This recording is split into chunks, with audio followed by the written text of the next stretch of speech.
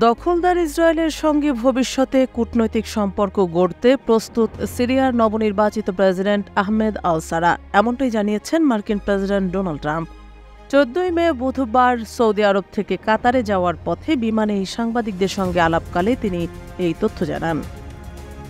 Trump বলেন, আমি president সারাকে বলেছি, আপনারা যখন প্রস্তুত থাকবেন তখন আব্রাহাম চুক্তিতে যোগ দিন। তিনি এতে সম্মতি জানিয়েছেন, যদিও এখনও তাদের অনেক প্রস্তুতির প্রয়োজন আছে।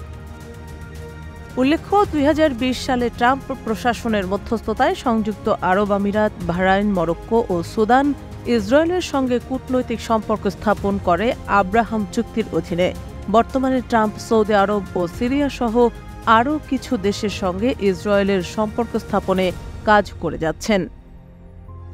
এদিন সৌদি রাজধানী রিয়াদে ট্রাম্প ও সারার মধ্যে ৩৩ মিনিটের একটি বৈঠক অনুষ্ঠিত হয়, যেখানে সৌদির যুবরাজ মোহাম্মদ বিন সালমানও উপস্থিত ছিলেন। বৈঠকে সিরিয়াকে আব্রাহাম চুক্তিতে অংশ নেওয়ার আহ্বান জানান ট্রাম্প। পাশাপাশি সিরিয়ার উপর থেকে যুক্তরাষ্ট্রের নিষেধাজ্ঞা প্রত্যাহারের ঘোষণাও দেন তিনি। বৈঠকে সন্ত্রাসবাদ বিরোধী সহযোগিতা নিয়েও আলোচনা হয়।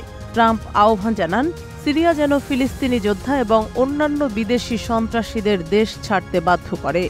জবাবে সারা জানান, সিরিয়া সন্ত্রাসবাদের বিরুদ্ধে লড়াইয়ে এবং রাসায়নিক অস্ত্র ধ্বংসে যুক্তরাষ্ট্রের সঙ্গে একই অবস্থানে রয়েছে।